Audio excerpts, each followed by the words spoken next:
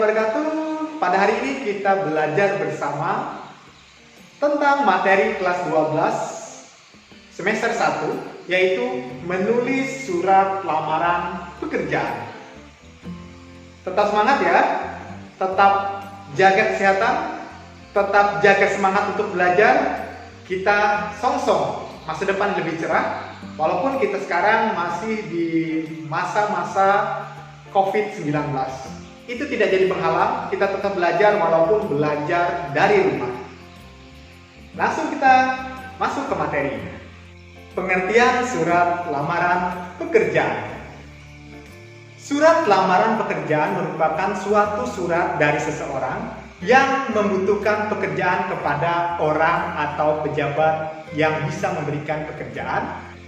Melalui surat lamaran ini, pelamar meminta supaya ia diberikan pekerjaan. Surat lamaran pekerjaan bisa juga diartikan dengan suatu surat dari calon karyawan kepada calon majikan yang berisi permintaan supaya karyawan diberikan pekerjaan oleh majikan. Surat lamaran pekerjaan ini biasanya bersifat formal atau resmi. Misalnya surat untuk melamar pekerjaan menjadi karyawan ataupun jabatan tertentu sesuai pada iklan yang ditawarkan. Dalam hal ini, pelamar dalam surat lamaran perlu menyebutkan suatu sumber lamaran tersebut di alinea atau paragraf pembuka. Apabila lamaran itu tidak berdasarkan pada suatu sumber, tentu saja tidak diperlukan penyebutan sumber pada alinea pembuka. Fungsi surat lamaran pekerjaan sebagai tanda tertulis atau resmi pengajuan permohonan pekerjaan. Yang satu ini merupakan fungsi utama dari surat lamaran kerja. Karena dengan hadirnya surat lamaran kerja, berarti permohonan tersebut sifatnya resmi dan tentu akan langsung diterima sebagai pemohon dan pertimbangan dalam menerima pelamar tersebut. Yang kedua, sebagai alat komunikasi. Fungsi ini merupakan salah satu fungsi dari setiap surat. Karena setiap surat sudah dapat dipastikan akan mengandung informasi yang akan sangat diperlukan untuk pihak yang dituju. Dalam surat lamaran, informasi yang dibutuhkan yaitu informasi mengenai data, identitas pelamar.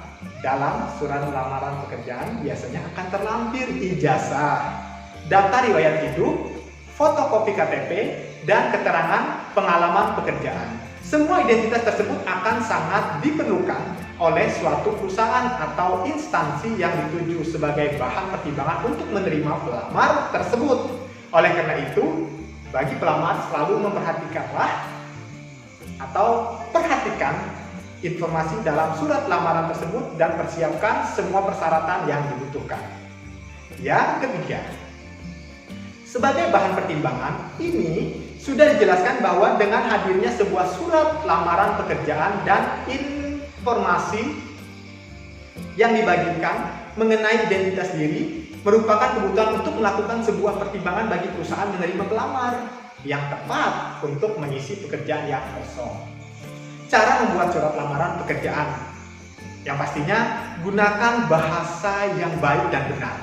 Menggunakan bahasa yang formal, karena surat lamaran kerja ini termasuk surat resmi. Jangan menggunakan bahasa yang tidak patut dalam pembuatan surat resmi. Tulislah kalimat yang singkat, padat, jelas. Jangan bertele-tele dalam menulis suatu surat lamaran. Karena surat lamaran ini bisa menampilkan jati diri seseorang, serta sebuah instansi atau perusahaan tidak menyukai surat lamaran yang bertele-tele. Tulislah secara manual menggunakan tangan. Penulisan surat lamaran kerja secara manual lebih disukai suatu perusahaan karena melalui tulisan tangan bisa dinilai bagaimana pribadi seseorang. Perhatikan kebersihan suatu surat lamaran kerja. Jangan sampai ada coretan atau bekas penghapus dalam surat lamaran kerja. Jika salah satu menulis, lebih baik tulis ulang di kertas baru. Jangan menggunakan tick X untuk menghapus. Isi secara jelas data diri dan suatu informasi yang informatif tentang diri Anda. Serta lampirkan dokumen-dokumen pendukung seperti daftar riwayat hidup, fotokopi identitas diri, serta dokumen-dokumen lain yang menjadi persyaratan. Jika Anda mempunyai sertifikat yang sifatnya mendukung, bisa menambah nilai plus untuk diri Anda, jangan ragu untuk dapat melampirkannya. Ciri-ciri surat lamaran pekerjaan. Yang pertama, tempat tanggal atau tempat dan tanggal. Tempat dan tanggal ditempatkan di pojok kanan atas tanpa titik di akhir, karena bukan merupakan suatu kalimat. Contohnya, Bandung, 28 Agustus 2018. Yang kedua, lampiran dan perihal. Kata lampiran dan perihal tidak bisa disingkat seperti lam atau hal. Angka dalam kolom lampiran itu ditulis menggunakan huruf. Contohnya, lampiran (2) 1 lembar, perihal (2) lamaran kerja. Yang ketiga, nama surat tidak menggunakan kata-kata kepada. Alamat yang disarankan tidak lebih dari 3 baris. Jabatan tidak boleh menggunakan jenis kelamin seperti halnya bapak atau ibu. Tulislah jalan pada suatu alamat tidak boleh disingkat. Tidak boleh menggunakan titik di samping atau masing-masing akhir barisnya. Contohnya, yang terhormat manajer sukses mandiri Jalan M. Yamin nomor 02 Bandung. Yang keempat, salam pembuka. Setelah kata dengan hormat harus menggunakan koma. Kata dengan hormat sebaiknya dapat dijadikan suatu atau satu dengan kalimat selanjutnya. Walaupun diganti baris seperti biasa juga tetap dapat digunakan. Contohnya, dengan hormat berdasarkan titik-titik-titik, dengan hormat berdasarkan titik-titik-titik, itu tetap dapat digunakan. Yang kelima, alinea pembuka. Dalam alinea pembuka sebaiknya harus menggunakan bahasa yang baik dan sopan, serta membuat instansi yang membacanya tidak tersinggung. Tuh. Kemudian yang keenam, isi. Dalam isi terdapat juga identitas, yaitu suatu keterangan berupa nama, tempat tanggal lahir, alamat, pendidikan, yaitu pendidikan terakhir, dan dapat ditambah lagi sesuai dengan kebutuhan.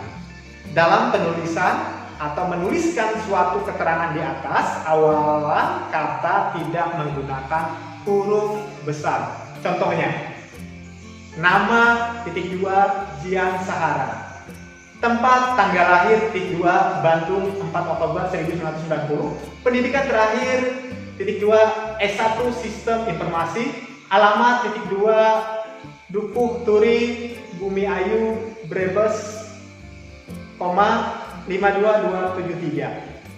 Maksud dan tujuan merupakan suatu keterangan tentang alasan pengirim atau pelamar pekerjaan. Menulis surat itu menyatakan lampiran. Dalam lamaran pekerjaan ini terdapat beberapa lampiran tentang syarat yang telah diminta oleh instansi yang membutuhkan pekerjaan. Maka sang pelamar harus memenuhi lampiran yang diminta tersebut. Dalam lampiran ini setiap akhir kalimatnya harus menggunakan tanda (2) dan tidak, yang pastinya di akhir lampiran menggunakan itu harus menggunakan titik. Contoh 1. Titik fotokopi ijazah yang telah dilegalisir. Titik koma 2. Fotokopi kartu tanda penduduk. Titik koma 3. Fotokopi ukuran 3x4 2 lembar. Itu. Berikutnya yang ke-7, penutup. Dalam penutup kita harus menunjukkan keantusiasan kita dalam melamar suatu pekerjaan pada instansi yang kita tuju. Contohnya, demikian surat lamaran pekerjaan yang saya buat. Besar harapan saya untuk bisa menjadi bagian dari perusahaan titik.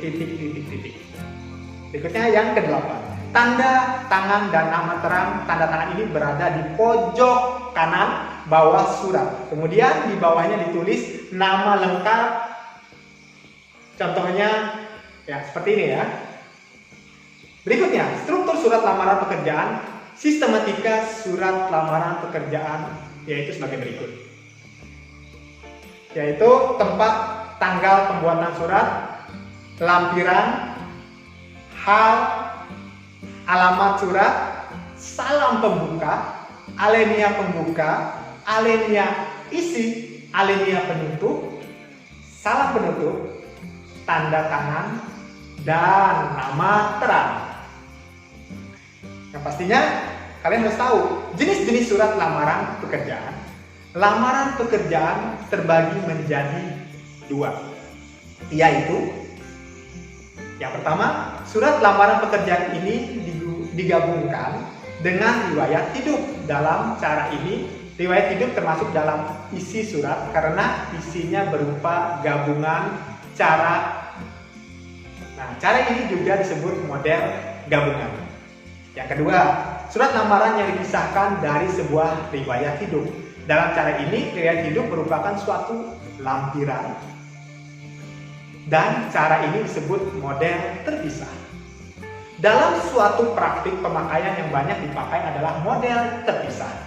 Walaupun dalam pembuatannya memerlukan 2 kali pekerjaan, dan model ini lebih digemari oleh para pencari kerja karena suratnya tidak terlalu panjang. Sumber-sumber lamaran pekerjaan.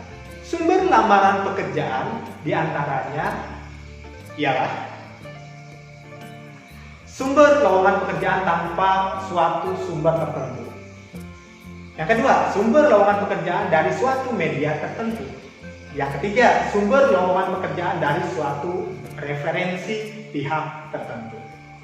Unsur-unsur surat lamaran pekerjaan. Surat lamaran yang baik sekurang-kurangnya mempunyai ciri-ciri sebagai berikut, yaitu mempunyai suatu bentuk yang menarik, mempunyai suatu bahasa yang menarik, menggambarkan suatu kemampuan pelamar, tepat pada satu sasaran atau suatu sasaran. Dalam surat lamaran pekerjaan terdapat unsur surat, yakni sebagai berikut. Pertama, kepala surat. Kedua, tempat dan tanggal penulisan surat. Ketiga, surat pembuka, salam pembuka, Yang keempat, pembuka surat. Kelima, tujuan surat lamaran pekerjaan. Keenam, lampiran persyaratan yang ditentukan. Ketujuh, penutup surat. Kedelapan, tanda tangan dan nama jelas pelamar. Hal-hal yang harus dicantumkan dalam surat lamaran pekerjaan.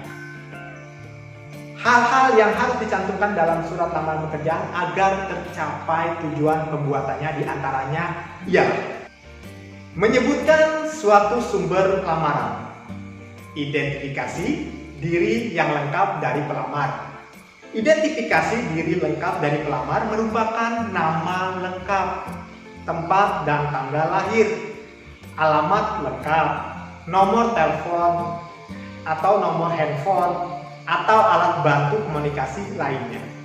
Identifikasi diri dari pelamar juga harus memudahkan pihak perusahaan untuk menghubungi pelamar.